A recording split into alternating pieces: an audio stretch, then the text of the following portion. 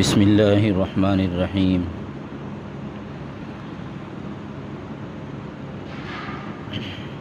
الحمد للہ والصلاة والسلام علی رسول اللہ وعلی آلہ وصحبہ ومن والاہ، اما بعد فقد قال النبی صلی اللہ تعالی علیہ وسلم: فإن أحسن الكتاب كتاب الله وخير الهدي هدي محمد صلى الله تعالى عليه وسلم وشر الأمور محدثاتها وكل محدثة بدعة وكل بدعة ضلالة أو كما قال رسول الله صلى الله تعالى عليه وسلم: صدق اللہ العظیم وصدق رسولہ النبی الکریم۔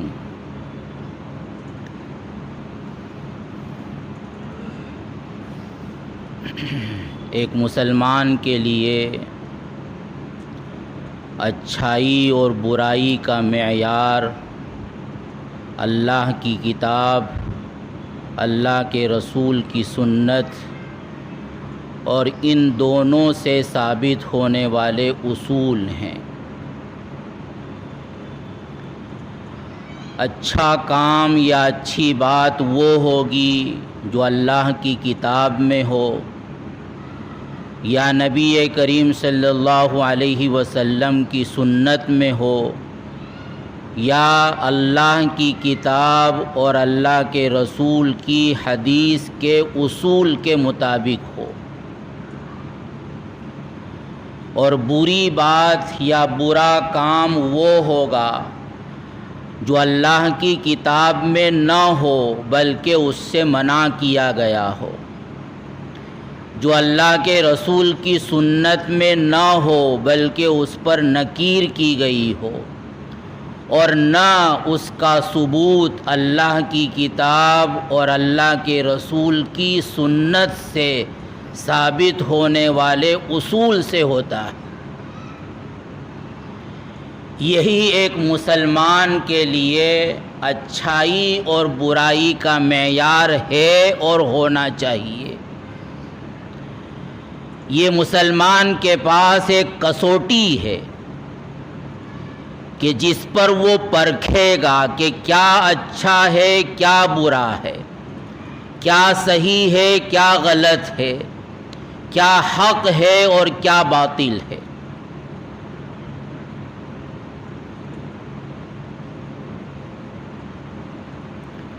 دوسرے الفاظ میں اس کو یوں کہہ سکتے ہیں کہ ایک مسلمان کی یہ ذمہ داری ہے کہ وہ یہ سوچے اور یہ دیکھے کہ کیا ہونا چاہیے، وہ یہ نہ دیکھے کہ کیا ہو رہا ہے۔ نبی کی تعلیمات میں اور غیر نبی کی تعلیمات میں ایک بنیادی فرق یہی ہے۔ نبی یہ نہیں دیکھتا کہ لوگ کیا کر رہے ہیں، کیا ماحول بنا ہوا ہے، کیا ہو رہا ہے، لوگ کیا چاہتے ہیں کیا نہیں چاہتے ہیں، بلکہ نبی کا پورا فوکس اس بات پر ہوتا ہے کہ ہو کچھ بھی رہا ہو، ماحول کچھ بھی ہو اور لوگ جو بھی پسند کر رہے ہوں، لیکن انہیں لانا اس بات پر ہے کہ یہ ہونا چاہیے، چاہے وہ تمہاری مرضی کے خلاف ہے اور چاہے وہ ماحول کے خلاف ہے اور چاہے وہ اس کے خلاف ہے جو لوگوں کی سوچ ہے۔ اس کے مقابلے میں جو نبی کی تعلیمات سے ہٹا ہوا ہوتا ہے، اس کا رشتہ نہیں ہوتا ہے، تو اس کی سوچ یہ ہوتی ہے کہ کیا ہو رہا ہے، جو ہو رہا ہے میں بھی وہی کروں گا، جو ماحول بنا ہوا ہے مجھے اس ماحول کے مطابق ڈھل جانا چاہیے. لوگ جس کو پسند کر رہے ہیں مجھے بھی وہ پسند کرنا چاہیے. لوگ جس کو برا کہہ رہے ہیں، برا سمجھ رہے ہیں، مجھے بھی اس کو برا کہنا چاہیے اور برا سمجھنا چاہیے. اس کو اس سے مطلب نہیں ہوتا کہ کیا ہونا چاہیے. کتاب اللہ نے، سنت رسول نے اور حضرات صحابہ نے ہمیشہ اس بات پر زور دیا ہے، انسان کی انفرادی زندگی میں بھی اور انسان کی اجتماعی زندگی میں بھی، کہ تمہیں یہ دیکھنا چاہیے کہ کیا ہونا چاہیے. قرآن کے مطابق کیا ہونا چاہیے، اللہ کے رسول کی سنت کے مطابق کیا ہونا چاہیے، کتاب اللہ اور سنت رسول کے اصول کے مطابق کیا ہونا چاہیے. تمہیں یہ نہیں دیکھنا چاہیے کہ کیا ہو رہا ہے، لوگ کیا کر رہے ہیں، وہ کیا کہہ رہے ہیں، ان کی پسندیدگی اور ناپسندیدگی کا معیار کیا بنا ہوا ہے، اور ہم یہ کریں گے تو لوگ کیا کہیں گے. لیکن واقعہ یہ ہے دوستو بزرگوں کہ آج مسلمان وہی کر رہا ہے جس سے نبی کی تعلیمات منع کر رہی. عموماً مسلمان بھی دیگر قوموں کی طرح ہر معاملے میں یہ دیکھ رہا ہے کہ کیا ہو رہا ہے، کیا ماحول بنا ہوا ہے، لوگ کس کو پسند کرتے ہیں، کس کو ناپسند کرتے ہیں. وہ یہ نہیں دیکھتا کہ کتاب اللہ اور سنت رسول کے مطابق اور حضرات صحابہ کی سیرت کے مطابق کیا ہونا چاہیے، مجھے کیا کرنا چاہیے، کس چیز کو چھوڑ دینا چاہیے اور کس چیز کو اپنی زندگی کا حصہ اور معمول بنا لینا چاہیے. ابھی آج محرم الحرام کی 1 تاریخ ہے اور محرم الحرام کے مہینے سے اسلامی سال کا آغاز ہوتا ہے. اب اس موقع پر ہمیں جائزہ لے لینا چاہیے کہ کیا ہو رہا ہے اور ہمیں کیا کرنا چاہیے. ایک بات تو عمومی طور پر یہ ہو رہی ہے کہ لوگوں کو اور مسلمانوں کی اکثریت کو یہ پتہ ہی نہیں ہوتا کہ ایک اسلامی سال ختم ہو چکا ہے اور دوسرے اسلامی سال کا آغاز محرم الحرام کی 1 تاریخ سے ہو چکا ہے. کیونکہ ان کا پورا فوکس وہ اسلامی کیلنڈر پر نہیں ہے بلکہ ان کا پورا فوکس وہ عیسائی کیلنڈر پر، انگریزی کیلنڈر پر. ان کے کاروبار ہوں، ان کے شادی بیاہ کی تاریخ ہو، ان کے اپنے سفر و حضر کے پروگرام ہوں، وہ سب کے سب انگریزی کیلنڈر کے مطابق طے ہوتے ہیں اور اسلامی سال کا دور دور تک ان کی فہرست میں کوئی شمول نہیں ہوتا. حالانکہ اسلامی کیلنڈر کو اپنانا یہ باقاعدہ حضرات صحابہ کی ایک سنت ہے اور علماء نے یہ بات کہی ہے کہ اسلامی تاریخ کی حفاظت کرنا، اس کو یاد رکھنا یہ فرض کفایہ ہے. اگر پورے معاشرے میں، پوری سوسائٹی میں کسی کو کچھ پتہ ہی نہ ہو کہ یہ کون سا اسلامی مہینہ ہے، اسلامی مہینے کی کون سی تاریخ ہے، کسی کو بھی پتہ نہ ہو تو پوری سوسائٹی والے اور معاشرے کا ہر فرد گنہگار ہوگا، اس لیے کہ وہ اجتماعی طور پر ایک فرض کفایہ کو ترک کر رہا ہے. تو آج مسلمانوں کو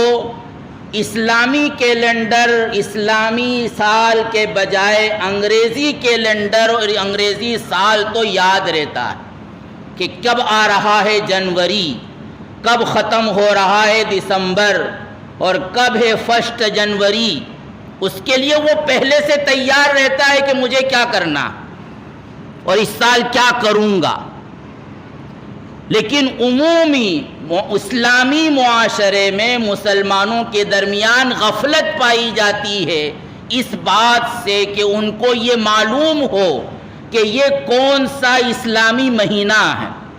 اسلامی سال کب ختم ہو رہا ہے اور نئے اسلامی سال کی شروعات کب ہو رہی ہے، اس موقع پر مجھے کیا کرنا چاہیے۔ دور دور تک اس سے غفلت پائی جاتی ہے۔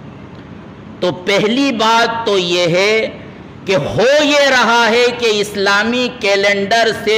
عمومی غفلت ہے اور لوگوں کو یہ پتہ ہی نہیں چلتا کہ کب اسلامی سال کا آغاز ہو چکا ہے اور کب اسلامی سال ختم ہو چکا ہے۔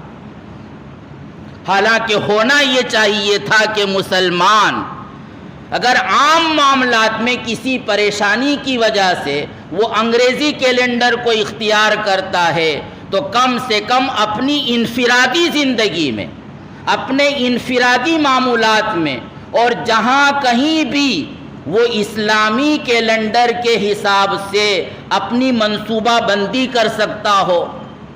اپنے معمولات بنا سکتا ہو، اپنے پروگرام طے کر سکتا ہو، تو اس کو چاہیے کہ وہ اسلامی کیلنڈر ہی کو فالو کرے۔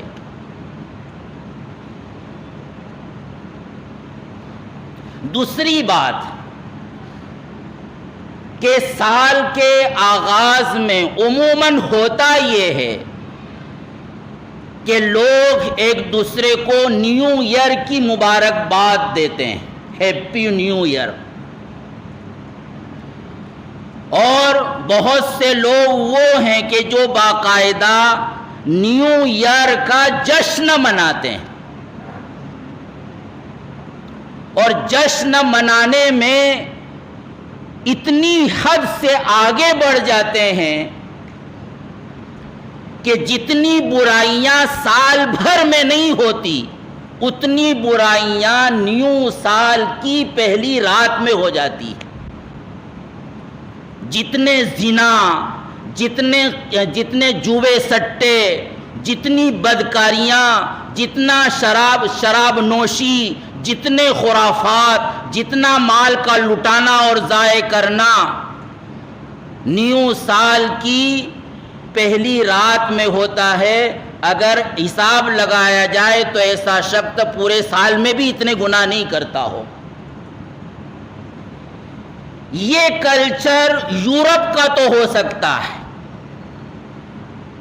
کہ جن کا دین سے، اللہ سے کوئی رشتہ، کوئی تعلق نہیں ہے، اور جن کا نظریہ یہ ہے کہ یہی زندگی سب کچھ ہے، اس کے بعد کچھ بھی نہیں ہے، جن کی سوچ اور جن کا نظریہ یہ ہے کہ یہ زندگی رنگیلیاں منانے کے لیے ہے، مزے اڑانے کے لیے ہے، لطف اندوزی کے لیے ہے، جتنے مزے اڑائے جا سکتے ہوں اس مزے اڑانے میں کوئی کسر نہیں چھوڑنا چاہیے۔ لیکن یہ اسلامی کلچر نہیں ہو سکتا، یہ مسلمانوں کی تہذیب خدا کی قسم قیامت تک نہیں ہو سکتی کہ جس مسلمان کا اللہ سے، اللہ کے دین سے اور نبی کی شریعت سے تعلق ہو، جس مسلمان کا نظریہ یہ ہو کہ یہ دنیا رنگیلیاں منانے کے لیے نہیں ہے بلکہ یہ دنیا ایک مسافر خانہ بلکہ ایک قید خانہ ہے،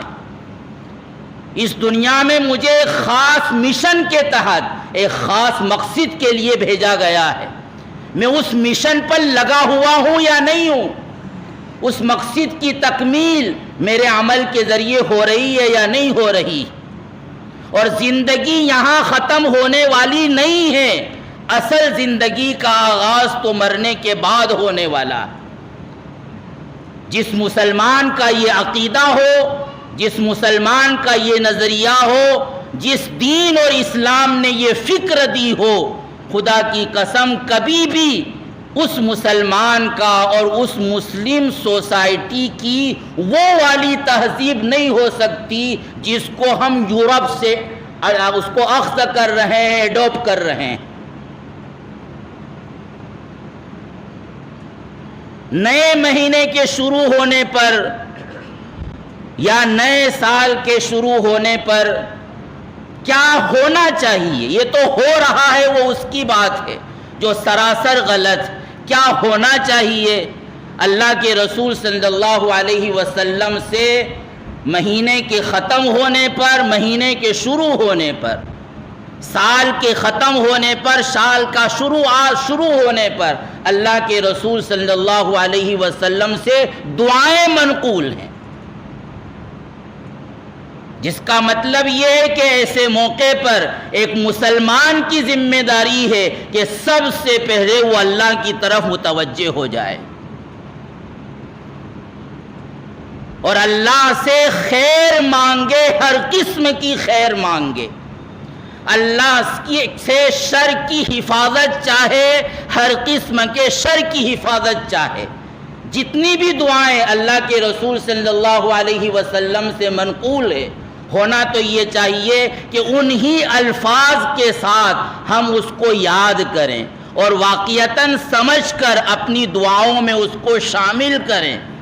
لیکن اگر کسی کو یاد نہیں ہے تو اللہ کے رسول صلی اللہ علیہ وسلم کی دعاؤں کا لب لباب اور اللہ کے رسول صلی اللہ علیہ وسلم کی دعاؤں کا خلاصہ، اگرچہ جو برکت الفاظ میں ہے وہ برکت میرے معنی میں، مفہوم میں، دوسری زبان میں نہیں ہو سکتی، لیکن کسی چیز کو اگر پورا اختیار نہیں کیا جا سکتا تو جتنا اختیار کیا جا سکتا ہو اختیار کرنا چاہیے۔ تو لب لباب ان دعاؤں کا یہی ہے کہ اللہ کے رسول ہر قسم کی خیر کو طلب کر رہے ہیں اور ہر قسم کے شر سے حفاظت چاہ رہے ہیں۔ اور نئے سال کا آغاز وہ مبارکبادیاں دینے کے لیے نہیں ہوتا، رنگیلیاں منانے کے لیے نہیں ہوتا اور جشن کرنے کے لیے نہیں ہوتا، بلکہ نیا مہینہ ہو، نیا سال ہو، نیا دن ہو، وہ اپنے اعمال کا جائزہ، اپنے اعمال کا حساب لینے کے لیے ہوتا ہے۔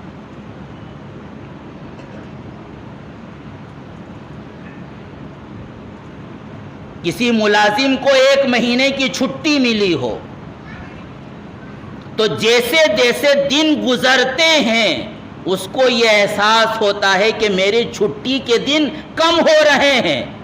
جس کام کے لیے میں نے چھٹی لی تھی کہیں ایسا نہ ہو کہ چھٹی کے دن گزر جائیں اور وہ میرا کام نہ ہونے پائے۔ اس کو یہی فکر ہوتی ہے کہ 30 دن، ایک دن نکل گیا، فقط 29 دن بچے ہیں، 28 دن بچے ہیں، 27 دن بچے ہیں، جلدی سے جلدی مجھے اپنا کام نمٹانا چاہیے ورنہ یہ چھٹی کی مہلت ختم ہو جائے گی اور پھر ملازمت کے چکر دوبارہ شروع ہو جائیں گے، میرا کام نہیں ہو پائے گا۔ دنیا میں ایک انسان کی حیثیت ایسی ہی ہے کہ وہ ایک مدت کے لیے بھیجا گیا، اس کو ایک چھٹی دی گئی ہے، چند سالوں کی، چند مہینوں کی، چند دن کی، اور جیسے جیسے یہ دن گزر رہے ہیں، جیسے جیسے یہ مہینے اور سال گزر رہے ہیں، انسان کی زندگی میں اضافہ نہیں ہو رہا بلکہ انسان کی زندگی میں کمی ہو رہی ہے، دی ہوئی مہلت کی مدت میں کمی ہو رہی ہے۔ اگر اس کو 60 سال کی عمر اللہ کی طرف سے دی گئی ہے، اس کی تقدیر میں لکھی جا چکی ہے، 30 برس گزر چکے ہیں، اب ایک نیا سال آیا، 1 سال اور گزر گیا، گویا اب 29 سال اس کی زندگی کے باقی ہیں، 28 سال باقی ہیں، اب 27 سال باقی ہیں، اب 5 سال باقی ہیں، اب 2 سال باقی ہیں، اب 1 سال باقی، 1 مہینہ باقی۔ چند ہفتے باقی، چند دن باقی اور چند گھنٹے باقی، اس تصور کے ساتھ انسان کو زندگی کے سال، زندگی کے مہینے اور زندگی کے ایام، زندگی کی ساعتیں، زندگی کے اوقات گزارنا چاہیے۔ اسی لیے حضرت عمر رضی اللہ تعالیٰ عنہ کہا کرتے تھے، حاسبوا قبل ان تحاسبوا وزنوا قبل ان توزنوا، کہ لوگوں قبل اس کے کہ قیامت میں تمہارا حساب لیا جائے، اس سے پہلے تم اپنے اعمال کا حساب خود کر لو۔ لوگوں قبل اس کے کہ تمہارے عمل کا وزن کیا جائے اور تمہارے اعمال کا وہاں بدلہ چکایا جائے، اس سے پہلے تم خود اپنے عمل کا وزن کر لو۔ تو ایک مسلمان کی زندگی تو اس کے دن اور اس کی راتیں، اس کے مہینے اور اس کے سال اسی احساس فکر کے ساتھ گزرتے ہیں۔ مسافر جب کسی راستے پر چلتا ہے، اس کے سامنے منزل ہوتی ہے تو وہ ایک مقام پر ٹھہر کر دیکھتا ہے کہ میں نے کتنا راستہ طے کیا، کتنا راستہ باقی ہے، اور جس راستے پر میں چل رہا ہوں یہ راستہ مجھے صحیح منزل تک پہنچانے والا ہے یا نہیں ہے، میں وقت پر پہنچ سکوں گا یا نہیں پہنچ سکوں گا۔ مسافر کو ہر وقت اس کی فکر رہتی ہے، آگے کی طرف وہ چل رہا ہوتا ہے لیکن پیچھے مڑ کر بھی دیکھتا ہے کہ جس راستے پر میں آج تک مسلسل چلا آ رہا ہوں، کہیں یہ راستہ غلط تو نہیں ہے، بھٹک تو نہیں چکا ہوں، اور جس راستے پر آئندہ قدم بڑھا رہا ہوں کیا وہ راستہ بھی صحیح ہے اور میری منزل کتنی دور ہے۔ ایک مسلمان کو اپنی دنیاوی زندگی اسی طریقے پر گزارنا چاہیے۔ اللہ کے رسول صلی اللہ علیہ وسلم نے مسلمان کے لیے، ویسے تو تمام انسانوں کے لیے، لیکن چونکہ ماننے والے مسلمان ہیں تو اس لیے کہا جا رہا ہے کہ اللہ کے رسول نے یہ کہا کہ تم دنیا کی زندگی مسافری کی طرح گزارو۔ تو اس کا مطلب یہی ہے، مسافر جہاں کہیں بھی جاتا ہے، چاہے وہ کتنی ہی اچھی جگہ میں کیوں نہ چلا جائے، لیکن اس کو احساس رہتا ہے کہ چند دنوں کے لیے آیا ہوں، پھر چھوڑ کر مجھے اپنے وطن جانا ہے۔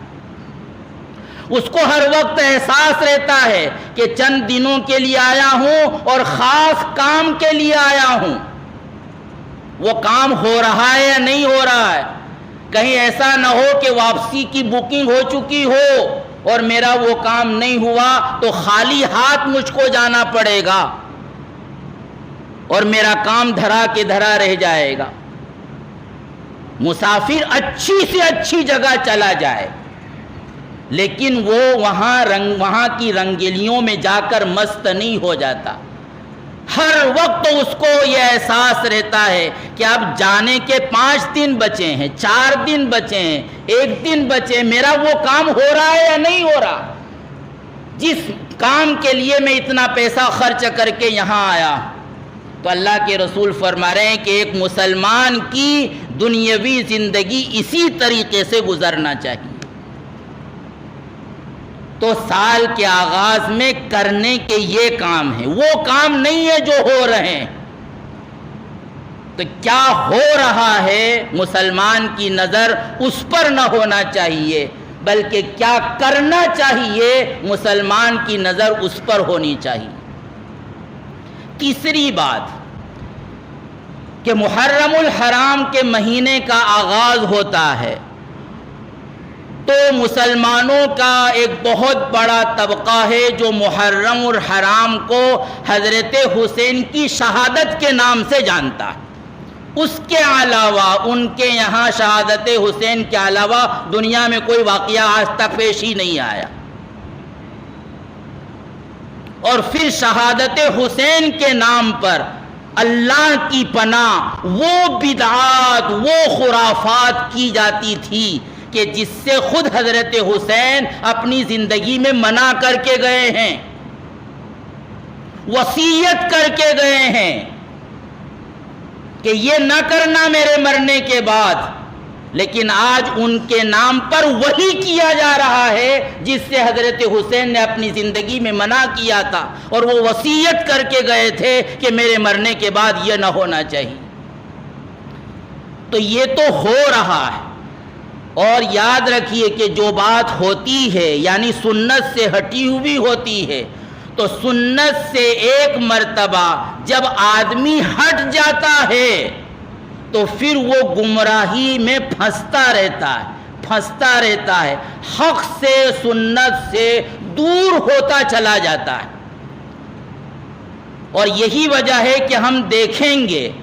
کہ سنت کی شکل تو آج سے 1500 سال بھی وہی تھی اور آج بھی وہی ہے، سنت کی شکلیں نہیں بدلتی۔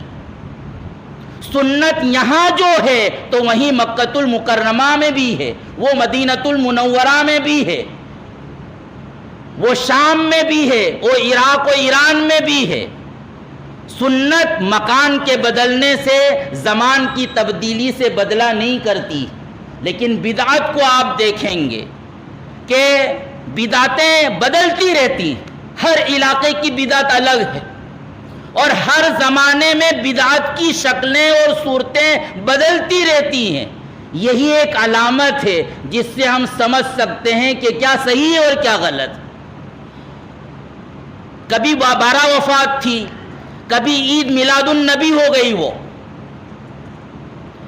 اور کبھی حسین کی شہادت پر صرف ماتم ہوتے تھے، پھر تعزیے بھی بننے لگے، پھر ڈھول دھماکے بھی ہونے لگے، اور پھر جس طرح غیروں کے یہاں ان کا ایک مخصوص تہوار آتا ہے، گنپتی کی پوجا غالباً، تو وہ اس کو ہفتے مہینے پہلے ایک ٹینٹ باندھ کر بٹھا دیتے ہیں، اور صبح شام وہاں بیٹھ کر پجاری وہ پوجا کرتے ہیں اور دھرنا دیے بیٹھے رہتے ہیں۔ تو آج مسلمان اس بدعت میں اسی رخ پر جا رہا ہے۔ ان کے یہاں مورتیاں بنائی جاتی ہے، اس پر دودھ بہایا جاتا ہے۔ لوگ خدا کی قسم آج اتنے آگے بڑھ چکے ہیں کہ شیخ عبد القادر جیلانی کی مورتی بنا رہے ہیں، ان کے نام سے کیک کاٹ رہے ہیں، ان کی مورتی پر دودھ بہا رہے ہیں۔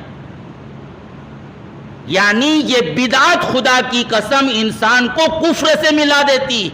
اللہ کے رسول نے ویسے ہی نہیں فرمایا جس کو ہم ہر جمعہ کے خطبے میں سنتے ہیں کہ کل محدثۃ بدعہ وکل بدعۃ ضلالہ، کہ دیکھو لوگوں یاد رکھو، ہر نئی چیز، وہ نئی چیز کہ جس کا دین سے شریعت سے کوئی تعلق نہیں، وہ گمراہ، وہ بدعت ہوتی ہے، اور ہر بدعت گمراہی ہوتی ہے، اور گمراہی وہ جہنم میں لے جانے والی ہوتی ہے۔ یہ وہ گمراہی ہے کہ جس سے نکلنا انسان کے لیے ممکن نہیں ہوتا۔ اسی لیے علماء نے لکھا ہے کہ بدعتی کو قیامت تک، مرتے دم تک توبہ کی توفیق نہیں ہوتی۔ ایک عام آدمی جو گناہ کر رہا ہے، لیکن چونکہ وہ اس کو معلوم ہے کہ میں گناہ کر رہا ہوں، تو ہو نہ ہو کبھی نہ کبھی اس کا ایمان اس کو توبہ کی توفیق دے دے گا۔ لیکن جو بدعتی یہ سمجھ کر کوئی کام کر رہا ہے کہ یہ تو دین کا کام ہے، یہ تو ثواب کا کام ہے، یہ تو اجر کا کام ہے، اچھا کام ہے، تو کہاں اس کو اس بدعت سے توبہ کی توفیق ہوگی؟ اور جب توبہ کی توفیق نہیں ہوگی تو وہ ایک بدعت سے دوسری بدعت میں، اس سے زیادہ سخت بدعت میں، وہ حرام میں، وہ شرک میں، وہ کفر میں پہنچ جائے گا خدا کی قسم، اور مرنے کے بعد سیدھا جہنم میں دھکیلا جائے گا۔ تو پہلی بات تو یہ معلوم ہونا چاہیے کہ اسلام میں صرف حضرت حسین کی شہادت نہیں ہوئی ہے، اسلام میں اتنی شہادتیں ہوئی ہیں کہ اسلام کا کوئی مہینہ مجاہدین کی شہادت سے خالی نہیں ہے، کوئی ہفتہ شہادت سے خالی نہیں ہے، بلکہ اگر پوری تاریخ کو پڑھا جائے تو ہو سکتا ہے کہ یہ نکلے کہ کوئی دن اسلام میں مجاہدین کی شہادت سے خالی نہیں گزرا۔ تو کس کس کی شہادت کا ماتم مناؤ گے؟ اور کون سا دن تمہارا باقی رہ جائے گا کہ جو ماتم کے بغیر گزرے گا؟ حضرت عمر کی بھی تو شہادت ہوئی ہے، حضرت عثمان غنی کی بھی شہادت ہوئی ہے، جس کو اسلام کی نہیں بلکہ تاریخ کی مظلوم ترین شہادت تصور کیا جاتا ہے۔ پڑھیں حضرت عثمان کی شہادت کا واقعہ، کیوں ان کو شہید کیا گیا اور کیسے شہید کیا گیا، تو وہ مظلوم ترین حضرت عثمان غنی رضی اللہ تعالیٰ عنہ کی شہادت لوگوں کو کیوں یاد نہیں رہتی؟ حضرت حمزہ نبی کریم صلی اللہ علیہ وسلم کے چچا کو بھی شہید کیا گیا ہے، اور بدترین شکل میں شہید کیا گیا ہے کہ جن کی نعش کو دیکھ کر اللہ کے رسول صلی اللہ علیہ وسلم کا کلیجہ بھر آیا ہے، اور جن کے متعلق اللہ کے رسول نے فرمایا کہ سید الشہداء، وہ تمام شہیدوں کے سردار ہیں۔ تو یہ شہادتیں مسلمانوں کو کیوں یاد نہیں رہتی؟ دوستو، واقعہ یہ ہے کہ یہ شیعوں نے مسلمانوں کے درمیان یہ رسمیں ڈالی ہیں، جو شیعہ جو اسلام کی بنیاد کے دشمن ہیں، جن کو بنو امیہ سے،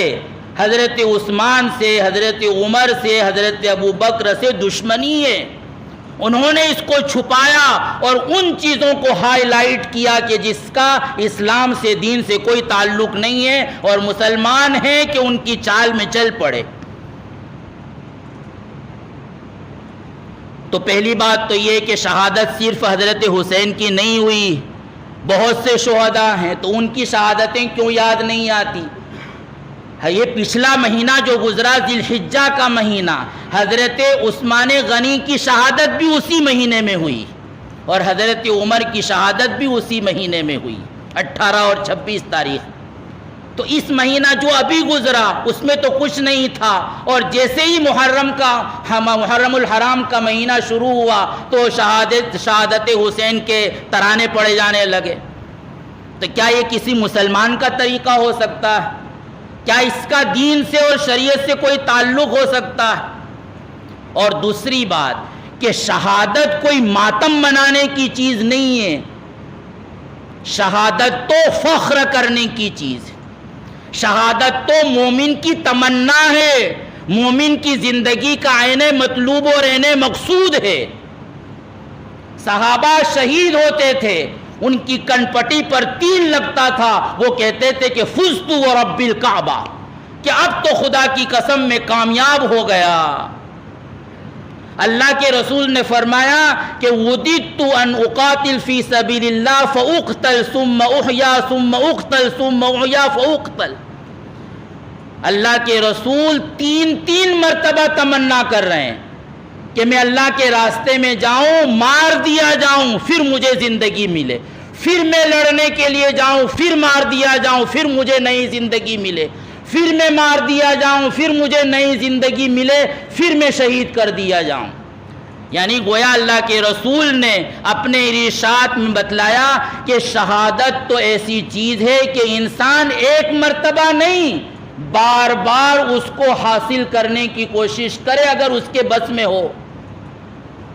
لیکن ہوتا نہیں۔ لیکن اللہ کے رسول نے بتلایا کہ شہادت ایسی چیز ہے۔ حضرات صحابہ جہاد میں اسی لیے جاتے تھے، جن کو بدر میں جانے کا موقع نہیں ملا وہ احد میں اسی لیے گئے تھے، اور جن کو احد میں جانے کا موقع نہیں ملا تو وہ خندق میں اسی لیے گئے تھے کہ میں اللہ کے راستے میں قبول کر لیا جاؤں۔ وہ تو دعائیں کرتے تھے۔ تو شہادت کوئی ماتم کی چیز نہیں ہے، شہادت تو فخر کی چیز ہے۔ ہر مومن کا مطلوب ہے، اس کی زندگی کا مقصود ہے کہ میری جان نکلے تو اللہ کے دین پر نکلے، حق کا بول بالا کرنے کے لیے نکلے، کفر و شرک کو ختم کرنے پر میری جان نکلے۔ اور تیسری بات کہ دوستو سبق لینا چاہیے کہ ان مقدس ہستیوں نے کیوں اللہ کے راستے میں اپنی شہادت، اپنی جان گنوائی تھی۔ ان کی شہادت کا جو پیغام ہے، بنیادی پیغام ہے، اور وہ یہ ہے کہ ہم جئیں گے مریں گے تو حق پر جئیں گے، حق پر مریں گے۔ حق پر ہم کبھی بھی سمجھوتا نہیں کریں گے، چاہے اس کے نتیجے میں ہماری جان چلی جائے۔ حضرت عثمان کو کیوں شہید کیا گیا تھا؟ حضرت حمزہ کی شہادت کیوں ہوئی تھی؟ مصعب ابن عمیر کو کیوں مارا گیا تھا؟ خباب ابن ارد کو کیوں سولی پر چڑھایا گیا تھا؟ جتنے بھی صحابہ اور تابعین اور مجاہدین کی شہادت ہے، ان کی شہادت کا بنیادی سبق یہ ہے کہ اگر کوئی ہم کو حق سے ہٹانے کی کوشش کرے گا تو ہم جان دے دیں گے، لیکن حق کو نہیں چھوڑیں گے۔ یہ ان کی زندگی کا بنیادی سبق ہے۔ ہماری وفاداری وہ اللہ سے ہے، اللہ کے دین سے ہے۔ ہماری وفاداری ملک سے نہیں ہے، ہماری وفاداری وطن سے نہیں ہے، ہماری وفاداری قوم سے نہیں ہے۔ یہ سب وفاداریاں اس وقت ہوں گی جب کہ اللہ کی وفاداری کے تحت اس کا حیا آئے گی، ورنہ اللہ کی وفاداری اور وطن کی وفاداری، اللہ کی وفاداری اور قوم کی وفاداری، اللہ کی وفاداری اور ملک کے قانون کی وفاداری، جہاں کہیں ٹکراؤ ہو جائے گا تو ہم ڈنکے کی چوٹ کہتے ہیں اور ہم سینہ سپر ہو کر کہیں گے کہ ہمارے لیے پہلے اللہ کی وفاداری ہوگی، اللہ کے دین کی وفاداری ہوگی، اس کے بعد ملک کی وفاداری، اس کے بعد قوم کی وفاداری، اس کے بعد وطن کی وفاداری۔ اور نیا سال، ہمیں یہ نئے سال کو ہجرت سے وابستہ کیا گیا ہے۔ ہجرت کا کیا مطلب ہے؟ ہجرت صرف وطن کو چھوڑنے کا نام نہیں ہے۔ اللہ کے رسول صلی اللہ علیہ وسلم نے صاف کر دیا کہ المہاجر اما حجر اللہ امن حاجر عنہ اللہ تبارک و تعالی، من حاجر امان اللہ تعالی، او کما قال علیہ السلام، کہ مہاجر وہ ہے جو اللہ کی منع کی ہوئی چیزوں کو چھوڑ دے۔ حضرت حسین نے کیوں جان دے دی؟ اس لیے کہ وہ جو کام ہو رہا تھا وہ ان کی نظر میں اللہ کے اصول کے مطابق نہیں تھا، غلط تھا۔ وہ چاہ رہے تھے کہ کام ہونا چاہیے اللہ کے رسول کی سنت کے مطابق، اگر نہیں ہوگا تو ہم اس کے پیچھے پڑے رہیں گے، ہماری جان چلی جائے گی، لیکن اس غلط کام کو ہم قبول نہیں کریں گے۔ اللہ کے رسول نے، صحابہ نے کیوں ہجرت کی تھی؟ مکۃ المکرمہ تو مقدس جگہ تھی، اللہ کے رسول کی جائے پیدائش تھی، وہاں تو اللہ کا کعبہ تھا، وہاں صفا مروہ تھا، لیکن اس کے باوجود کیوں چھوڑا تھا؟ اللہ کی دین کی وفاداری کے لیے چھوڑا تھا۔ تو اللہ کے دین کی وفاداری کے لیے اگر کعبۃ اللہ کو چھوڑا جا سکتا ہو، مکۃ المکرمہ جیسی مقدس جگہ کو چھوڑا جا سکتا ہو، اپنے وطن کو چھوڑا جا سکتا ہو، تو کیا یہ اور ادھر ادھر کے ملک جو لوگوں نے بنا لیے ہیں اور وہ وطن جن کا تقدس سے کوئی تعلق نہیں ہے، ان کی وفاداری دین سے پہلے ہو جائے گی؟ ہندوستان کی وفاداری وہ اللہ کے دین سے پہلے ہو جائے گی، ہندوستان کے قانون کی وفاداری وہ اللہ کے دین سے پہلے ہو جائے گی، قوم کی وفاداری وہ اللہ کے دین سے مقدم ہو جائے گی۔ اللہ کے رسول نے ہجرت کے ذریعے، اور حضرات صحابہ کو داد دینا چاہیے کہ انہوں نے اسلامی کیلنڈر کو ہجرت سے جوڑ دیا کہ مسلمان ہر سال ہجرت کو یاد کر کے یہ سبق حاصل کرے کہ ہجرت کا پیغام کیا ہے۔ اسلام کا غلبہ ہوگا ہجرت کی بنیاد پر، مسلمانوں کو کامیابی ملے گی ہجرت کی بنیاد پر، اور مسلمانوں کی رسوائی ختم ہوگی وہ ہجرت کی بنیاد پر۔ تو بہرحال دوستو بزرگوں، جو شروع میں نے کہا کہ مسلمان کو یہ دیکھنا چاہیے کہ کیا کرنا چاہیے، اس کی نظر اس پر نہیں ہونا چاہیے کہ کیا ہو رہا ہے۔ لیکن آج مسلمان کا رویہ یہی ہے، وہ یہ دیکھ رہا ہے کہ لوگ کیا کر رہے ہیں، قومیں کیا کر رہی ہے، کیا ماحول بنا ہوا ہے، ان کی نظر اس پر نہیں ہوتی کہ کیا ہونا چاہیے، کیا شریعت ہے، کیا دین کا تقاضا ہے، کیا سنت ہے، کیا بدعت ہے۔ اللہ تعالی ہمیں صحیح سمجھ پر عطا فرمائے اور دین پر کما حقہ عمل پیرا ہونے کی توفیق عطا فرمائے، ہر قسم کی بدعات و خرافات سے ہم سب کی حفاظت فرمائے۔ آمین۔ وآخر دعوانا الحمدللہ رب العالمین۔